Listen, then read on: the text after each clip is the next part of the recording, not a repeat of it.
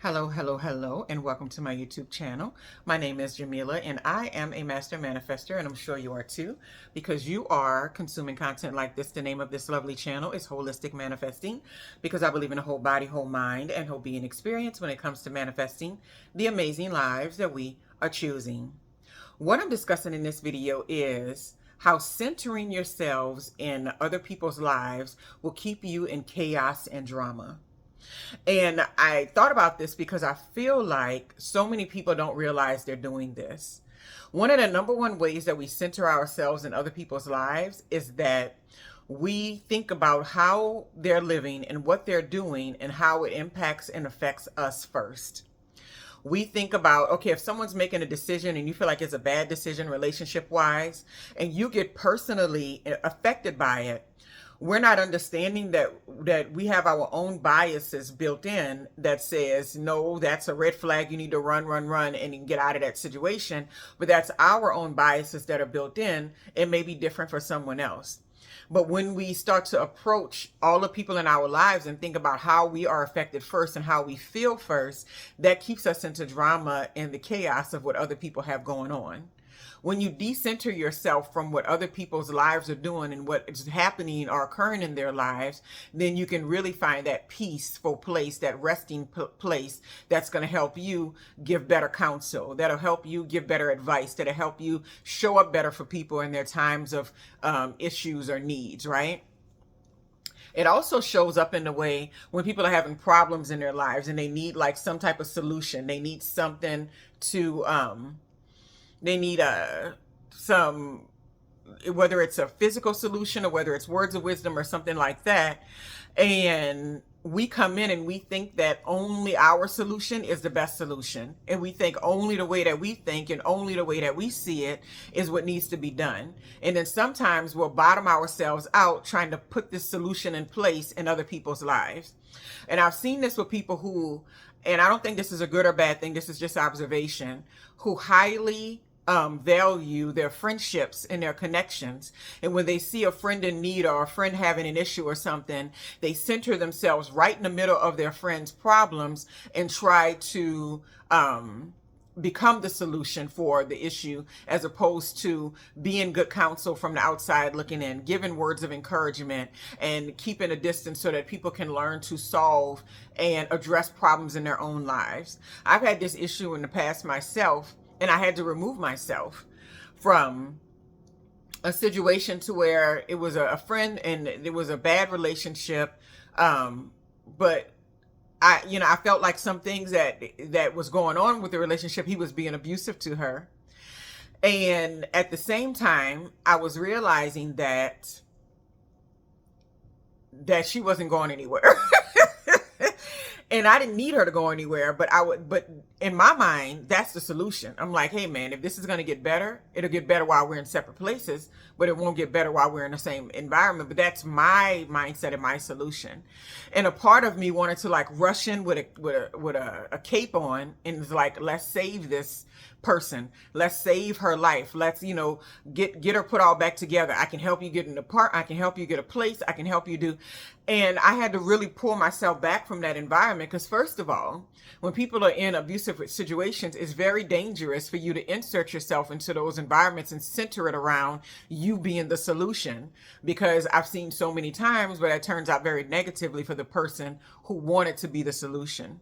And then second of all, what you have to realize is that many people are not ready for the solution that you have posed. They're not ready for that type of help. They're not ready to see the situation for what exactly it is. And so in that mindset, you've inserted yourself right into the middle of it and made this chaos and drama to where you could have been on the sideline dealing with your own life. You could have been given words of encouragement, and you could have said, if you need anything, come knock on my door. If you have any issues, don't hesitate to send me a text message or call my phone. But what's not necessary is for me to get up at 11 o'clock at night because you're, on the phone saying, oh, this is that. And it's like, girl, let me pick you up and do, because those situations can be very dangerous. I think we also do this if you have children. We center ourselves in our children's lives. So everything that's happening to them is essentially happening to us. And we don't make a clear separation between what's going on in their life and their space and their emotions being separate from who we are and what we're doing. I have to remember this all the time, especially it's a natural instinct when you're a very emotionally attached parent, and being emotionally attached is not negative, but you should have emotional attachment with your children, because otherwise it's kind of a cold interaction. But not trauma bonded, emotionally attached. And I see them experiencing something that's unwanted, and I see them feeling negative or feeling bad about themselves or whatever, my immediate reaction is to be like, how can my presence, how can my tools, how can everything that I have to offer sit right in the middle of their issues and then make everything all better? But I'm a firm believer now, in my mindset now is like, that's not my place. My place is to be the sounding board. My place is to give you the words of wisdom. My place is to let you put your head on my shoulder. You don't even have to tell me about the problem, but you can sit here and cry for 10 minutes. Like, that is my space. Because a lot of times what you're dealing with too, when you center yourself into, especially your kids' lives, you don't even have the whole story. You don't even have all the information. And then you find yourself wanting to be the solution when you're really becoming more of a problem, and you're bringing more problems to yourself because you've inserted yourself. And I've done this. This is why I have a daughter. I don't talk about her friends with her in any type of real way anymore. Like, I keep it surface and I keep it easy. And the reason why is because I realized she was very attached to her friendship relationships in a different way than what I've been in my friendships. And nothing is wrong or right. This is just the way she experiences friendships. And so in my mindset, everybody's up for observation and critique. It is not like I'm being negative. It's just like, oh, human behavior says this is that. Because coming from a sociologist mindset, that is how I think, right? And well, sometimes people can take that very personally. And so you're just having a conversation was like, well, you know what that behavior kind of means, like this, that, and that. And then I realized all of a sudden I became the enemy. And I'm like, wait, you came and brought this to me. You were having the issue. You were having the problem. All of a sudden, now I'm the enemy because I've inserted myself in the middle of something that should have been just, let me just listen to what you have to say. And then hopefully through venting, you can feel better. Hopefully through venting, you'll realize a solution that you want to put forward for you and your friend groups, right? And that's something that we have to learn. And this even happens in the workplace. Another place it shows up is inserting ourselves in the middle of workplace issues. And I'm quick to say these days, I spent a lot of my 30s and my 20s volunteering for everything and always doing everything. But at this point in my life, in my 40s, it's not even a real option. I'm like, nah, I'm good. I'm like, I've already built up the credentials and status that I need to be where I'm at, and I enjoy it. I don't want the next promotion, not now anyway. Like, I'm good, And so when I see things going on and like I can see a clear solution for it sometime, but I'm like, remember, if you become the solution and you center yourself into this issue, you will be leaned upon, you will be called upon, and it will take up more hours in your week. Whereas now you're smooth sailing, you're resting, you're relaxing, and you're having a good time.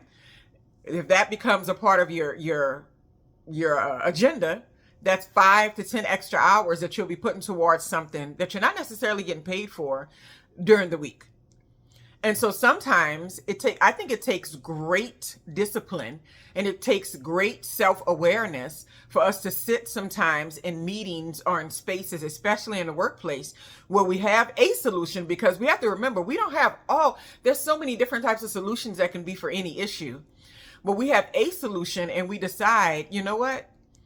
I think I'm going to sit back on this one. And then sure enough, somebody else who's less experienced or who needs more experience or who's not as seasoned decides to step up, and they have a solution that you can say, it's a lot of holes in it, but I don't have to do it, so it's all good.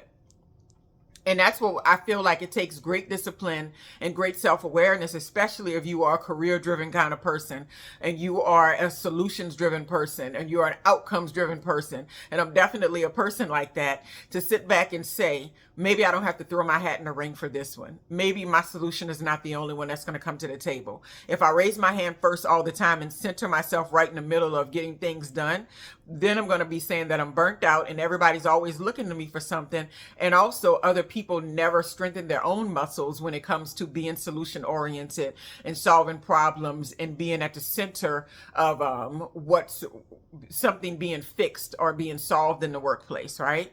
Then it's always us, and then we're back through that same old cycle again. And so that's kind of like the main perspective that I was taking away from things in the past couple of weeks, is that We invite so much chaos and we invite so much drama into our lives when we center ourselves in the middle of everybody else's lives. And to be honest with you, it's very self-centered. And I don't think that anybody's immune to being a self-centered person. Self-centered isn't the same thing as, self-focused to self-care. That's more gentle terms, right? Being self-centered, we kind of see as a negative thing, but we have to know when the buck stops, right? So like we can center ourselves when it comes to things we need to take care of in our lives, when we need to improve our lives, when we need to solve problems and do things and, create a better outcome. But when it comes to other people's lives and what they have going on and the solution to the world's problems, sometimes inserting ourselves is only going to bring chaos and drama to our doorstep, and it's not necessarily going to even be the best solution. And I think that takes a lot of discipline and a lot of self-awareness to know when and when not to insert yourself into an environment or into a conversation or into a possible solution. And also too, when we are also too self-centered and too self-focused and we don't have a good balance there, we also don't allow other people to have another solution or another way of doing things that might improve our environment, that might improve the way that we operate, that might improve a problem that we're facing, because we're so caught up on ourselves and our presence being the number one solution, right? Being the only thing. If it's going to get done right, it's going to get done through me. If it's going to get done well, it's going to get done. And I know that I've inherited this. I watched my own mom do this for many, many years in every work environment, in every space, and even in family. Like there couldn't be a family argument happening amongst siblings without my mom inserting herself in there trying to make it right. And I do a big service to myself with not doing that, especially with my daughters. And I'm like, because they have their own connection. They have their own dynamic that I'm not even privy to. When they're together and they're going places by themselves and I'm not in the space, they have a different dynamic that I don't even have access to. And that's perfectly healthy and okay. And so if I'm always looking at myself as the solution, then I'm putting myself in a dynamic. First, you're not having all the information because they're not sharing everything with you because they're kids, and that's just how that kind of goes. Even when they share a lot, they're still sharing like 95% with you because that's just kind of like human nature to some degree. And I put myself in that dynamic, then all of a sudden I become the enemy because I said something that hurt somebody's feelings and you didn't really know the full story or whatever. And so I'm really good at now not inserting myself. I don't even do it in my own sibling issues. I had siblings had an issue years back about something business related. I still to this day do not know what the actual issue was. And I made it my business not to, because I'm like, we are all grown people. We are all very grown people. They're having an issue. They have a different dynamic than what I truly understand. And sometimes people just want to vent and they just want to talk about how much something somebody's doing is what they don't like, right? And a lot of people think that's so awful. It's okay for people not to like you sometimes in life, especially siblings. It's perfectly fine. It's perfectly okay. I know that I've been unlikable and I know that I've not liked other siblings. It's just the way it operates. We're just human, right? And so in that situation, it was one of the times where I made it my business not to try to be some kind of a referee, not to try to stand in the middle and say what somebody should have did and what they shouldn't have did. I didn't even want the information because I felt like if you center yourself in the middle of that, then you become a part of the drama. You become a part of the chaos. And it's not your chaos and drama. What you need to be doing is raising your kids who were 10 years old and 8 years old or somewhere in that range that they were, giving your time and attention to that. And there's so many areas of our lives where we're doing that. And sometimes I think it's great to be a good Samaritan and to drop in and see what people need. But sometimes I think that we are chronically being the solution to everybody's problems, or either nestling ourselves in the middle of other people's lives and their decisions and how they're doing things because we feel like our solutions are the best or we have the best ideas. And sometimes that's just not true. And even when it is true, it takes great discipline to decide, let me sit back and see what comes from this. And even in situations to where I see, because raising my children is like a real fun human development observational process, right? Still loving and nurturing, but a part of me always is an observation mode of like how people develop and turn into adults. And when I look at it, I'm like, they become much more secure. They have much more higher self-esteem. They become much more self-reliant. They can make better decisions under pressure when I don't insert myself into everything. Even when I hear a situation is just like a bad driving move or something, oh yeah, I did this on the interstate the other day, or I did this, and I'm just like, if I wasn't around, like I can't be around 24/7 or whatever. I don't sit there and shame and say, oh, you shouldn't be doing this and that. What I'm thinking is that, you know what, did you make a good decision on your toes? Was it a good outcome? It was, because literally you're going to be an adult for all the rest of your life. You're only a kid once, and you have to learn how to be a solution to your own issues. And if we're inserting ourselves in, we never really know what other people are capable of, and we also never really know what it's like to live a drama-free or chaos-free life, because inserting yourself into in the middle of other people's lives is very drama-filled, very chaos-filled. You're gonna get text messages all day, you get phone calls all day, somebody's always needing your opinion or interaction, you get knocks on your door without being solicited, you get people stopping in your office telling you what somebody else did, what do you think of this? I literally saw myself having this situation with the person next to me in the office. And I made a mistake and walked right into it. They were building some kind of a course, and I was like, it actually might work better if, and I had to pull myself back, because immediately my little oasis, my little haven of my office became a no knocking, just coming and running in all day, like 5 to 10 visits a day. And I'm not even making this up. What do you think about this? Can you come see for a moment? What do you think about that? And I'm like, that's what you get for inserting yourself in someone else's process. So keep that in mind. Most of the time we're bringing it to us. And when it comes to us, we should be able to shut it down. We should be able to say, you know what, this is not something I think I have insight on, and you might want to find somebody else. But I'm there for you if you need this or need that, but I'm not there for you for that. And that's perfectly okay. Much of the chaos and drama that we experience is because we are centering ourselves in other people's lives. Have a wonderful, wonderful, wonderful day.